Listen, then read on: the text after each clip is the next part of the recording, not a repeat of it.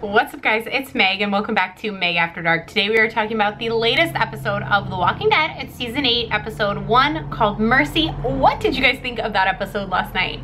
I absolutely loved it. There were a few things I had like tiny complaints, but honestly I thought it was a really good start to the season.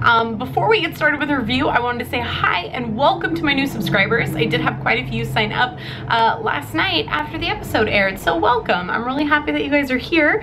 In addition to the reaction videos that you've probably already seen, we also do review videos for The Walking Dead as well as predictions here and there. And also I wanted to apologize for the noise that's outside because I live right on a busy highway at a business and it's just kind of loud all the time. So I apologize for that. So let's get started with the review. For one, this review is probably going to be all over the place because there is like a lot to talk about. For example, let's just start by talking about all the timelines in this episode, because that was really like my one complaint. Was I was kind of fucking confused for some of it. Now I'm a comic book reader, so I'm going to try not to comic book spoil y'all too much, but beware that might happen. I don't give straight up spoilers. At least I try not to. Sometimes they slip out. But just know that if you haven't read up to the current state of the comics, that you are risking something. You're risking something. So hopefully you've read it. I encourage you to read them. They're amazing. Okay, let's get started with the timeline here. Timeline situation. For one, we had the current timeline, so they're all putting their plan into motion. I loved that the season 8 started out with them going to war. They already had the plan and they were putting everything into action. I thought that was great, that we didn't have to go through episodes of them like planning and figuring the shit out. I liked that we just kind of got right into it, and I also liked that it was really elaborate and well thought out, and the fact that they had Dwight helping them was, I think, what made the whole plan a real success. Like, I don't think it would have gone as well if they hadn't had Dwight helping. I love Dwight. He's been a favorite character of mine for a long time in the comics, and I'm really excited that he's getting more airtime in the show now. Also, Austin Emilio, who plays him, is just a really cool, genuine guy, and he plays Dwight really well. So I like Dwight. I'm definitely a fan of his, and I liked the way that him and Daryl were passing messages back and forth with the arrow, and it's kind of a almost inconspicuous way of doing that, because it looks like you're kind of just shooting off into the distance at like a walker that you thought you saw. So that was really great. So in addition to like the main timeline where they're going to war, they're fighting, that kind of thing, we also had the old man Rick timeline as well, and it looked almost like a dream. I've believed for a really long time that it's actually a flash forward kind of thing, like what's to come when this war is over. I really feel like it is a glimpse into the future here, but it was, the way that they had it kind of misty, almost like the it wasn't really a dream sequence, but when Rick was imagining what could have been, like with Glenn and Abe still alive, that dinner that we saw, when he's imagining all of that, it was kind of like fuzzy. And so that's what kind of made me think like, oh, are we sure this is a flash forward or is it a dream? Now, if we had just had those two timelines, I would have been totally fine.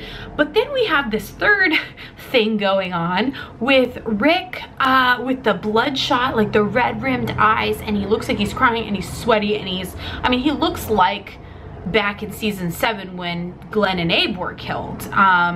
He looks like he's been through like a tremendous, like something crazy has happened.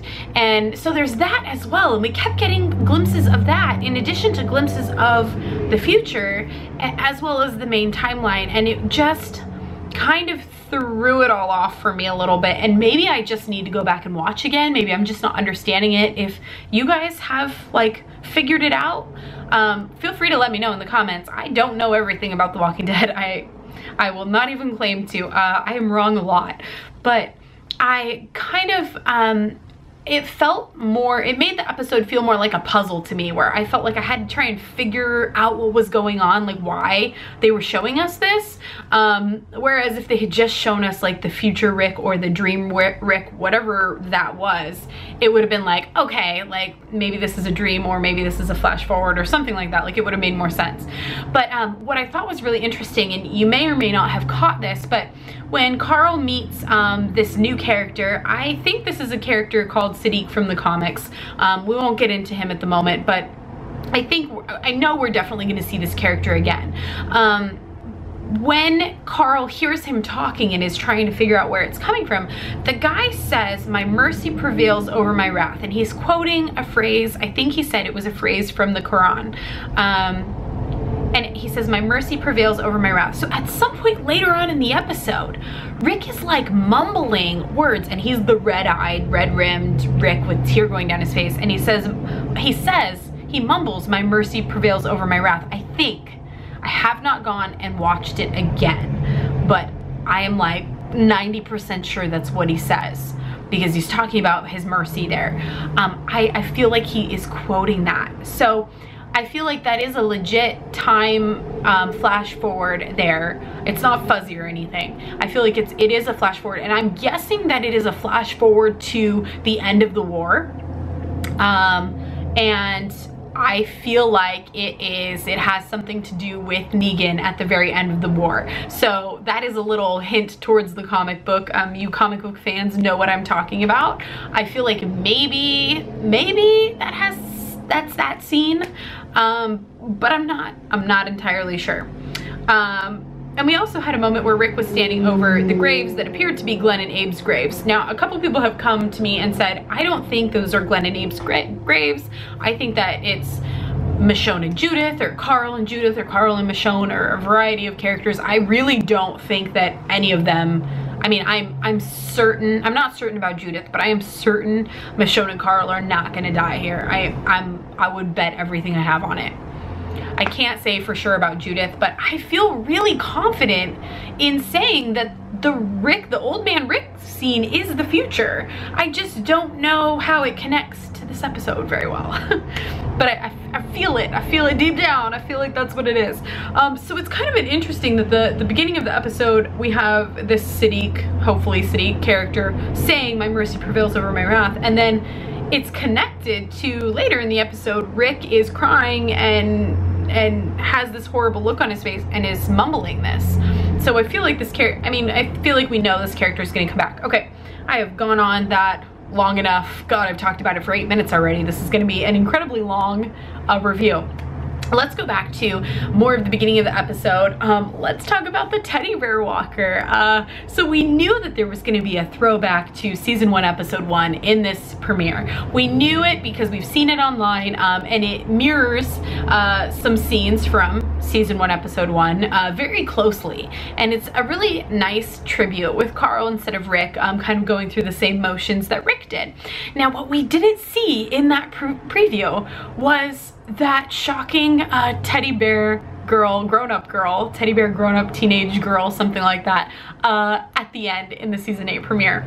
I was so excited to see that because it was a straight throwback to, I mean, this walker looks exactly like the teddy bear walker, except like an older version. I thought that was really awesome. Come to find out, which I didn't know this when I was watching, but come to find out, the actress that played the original little girl Teddy Bear Walker is the same actress that played the grown-up big kid version of the Teddy Bear Walker. How freaking cool is that? I mean, and I was reading an article, and there were so many little throwbacks to season 1 or to previous seasons, not just season 1, but to tributes to all of the episodes that I completely missed. I guess the orange backpack made an appearance. I don't even remember seeing it. It was probably with the Teddy Bear Walker, wasn't it? I don't know. But I was reading an article about that, and I just thought, what a great way to celebrate the 100th episode, is giving us these little throwbacks, especially for the more diehard fans that pick up on that stuff. I feel like I'm a pretty diehard fan, but I didn't even see some of the stuff they threw in there that was a tribute. Moving along though, so this doesn't take too long, I loved how the attack on Negan's compound, on the sanctuary, was executed. I thought that it was so great to see one of Rick's plans finally succeed.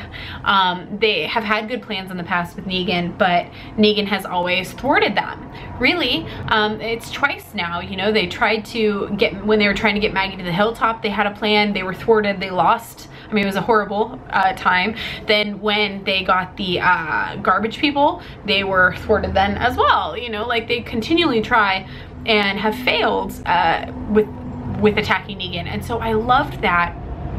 You know, the end of episode, or the end of season 7, they got a win. You know, they scared Negan off. They were able to, you know, attack him and show that they weren't going to kneel any longer. And then to jump right into it in season 8 and really have an attack that actually succeeds in what they want. Well, hopefully succeeds. We didn't see the whole thing, but they've got this whole plan of moving the walkers, and they've put barriers on the cars, you know, walls to protect themselves. And those scenes of them attacking the Savior's compound were amazing. And as a comic book fan, I just loved seeing all of those scenes. I thought it was so brilliant. It was so amazing and like thrilling to see it come to life. Like, I actually got goosebumps for quite a bit of the episode, especially whenever we saw those scenes. So when we saw Gregory up there kind of saying like, the hilltop stands with the Saviors, it was an amazing moment for me. By the way, Gregory needs to fucking die, like right now. Somebody go kill him. I can't wait for Maggie to kill him. He needs to die a horrible, painful death for leaving Gabriel. What the fuck? Okay, quickly, we gotta move along. I love seeing Negan again. I'm a big Negan fan, you guys. I love him. I love Jeffrey Dean Morgan. I think Negan's an amazing villain, great character. And it was really awesome when he opened the door and like, can I get a minute? Can I get a fangirl moment? Like, you guys, seeing him come out with that smile on his face was just, I loved it. He is like the best villain ever, I think. He's just like, you love him, but you want to hate him so much. And I feel so conflicted all the time because I'm like, I know I'm supposed to hate him. I know he's the bad guy here, but I love him. And especially as a comic fan, like I love kind of the future storylines with Negan that are not just here at this war. So every time I see him, I just like, it's amazing. And Jeffrey Dean Morgan is really a brilliant actor. Like, he plays Negan so much better than I could have ever expected him to. We have this whole comic book scene come to life. The sanctuary has been attacked. Gabriel, everybody's running which way, but Gabriel tells Rick, you know, Rick is like determined. He sees an opportunity to kill Negan and he's trying, and he's not following the plan. And I love that Gabriel kind of pulled him back and said, it's not about you. You know, we have to stick to the plan. And he pulls him back, and then Rick takes off. Gabriel's in the car. Gabriel's about to take off, and he sees freaking Gregory. He sees Gregory, and he goes to do the right thing to help Gregory, even though Gregory just, you know, I mean, just basically threw them under the bus there. Even though Gregory is a horrible person, he still decided to go and try and save him. Well, he goes to save him, and Gregory goes and jumps in his car and takes the car and leaves him there. Like, what the fuck? How can you be such an awful person? Like, he's awful. He's so awful. He's worse than awful. I just don't even have words for him. He's the worst. And then Gabriel gets stuck with Negan.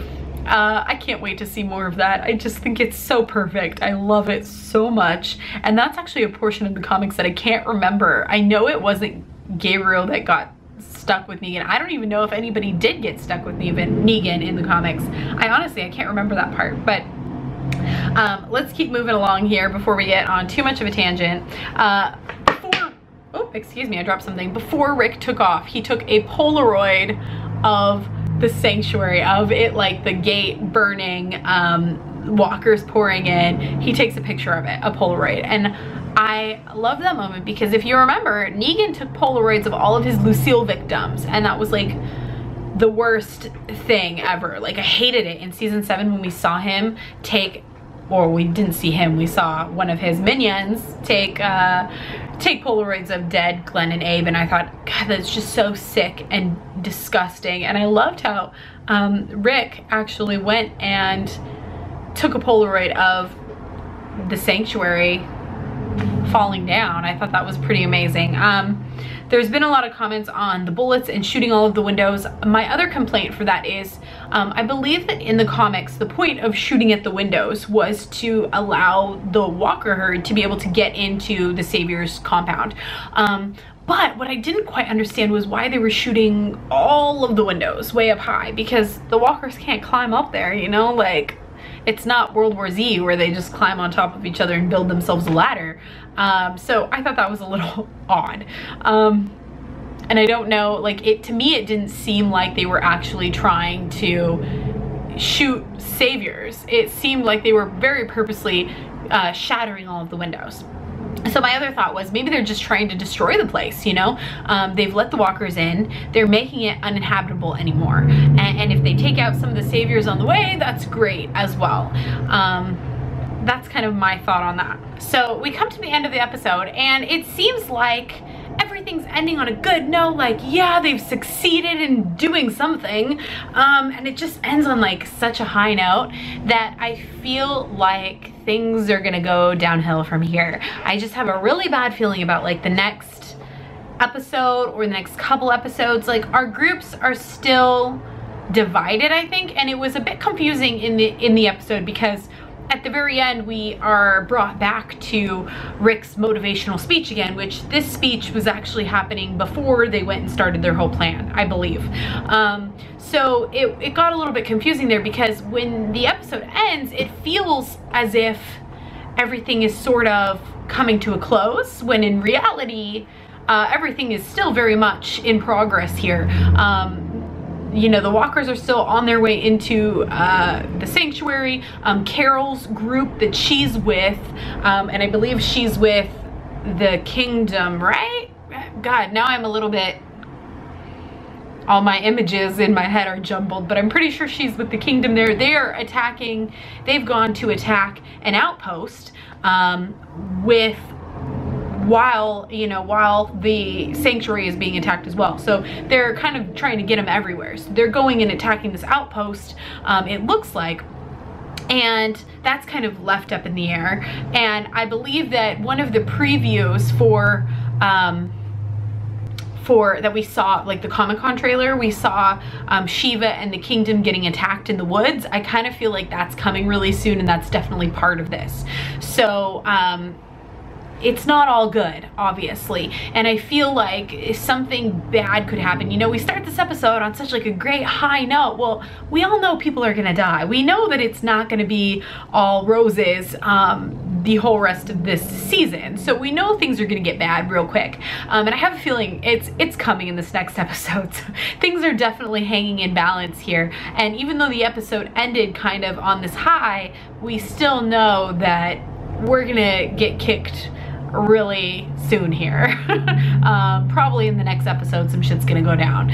So I'm excited. I'm gonna go check out, after this video is over, I'm gonna go check out all the previews for next week and maybe come up with some predictions for you. I'm not promising anything, but maybe come up with some predictions for next week. I'm so excited that Walking Dead is back. It feels like I've been missing a piece of me and it's finally returned. My heart is full and whole and I'm so excited.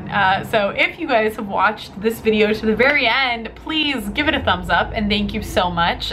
Just know that I really appreciate you guys so much, and it's really awesome that you guys even bother to watch me talking about Walking Dead. Sometimes I don't even understand it. And if you have reached the end of this video, then let me tell you a little secret. I have filmed this video. I've started to film and filmed portions of this video at least 5 times already and deleted it and started over. So I pushed through. I thought about giving up, but I pushed through and I hope that you enjoyed it. Thank you so much for watching and have a great night.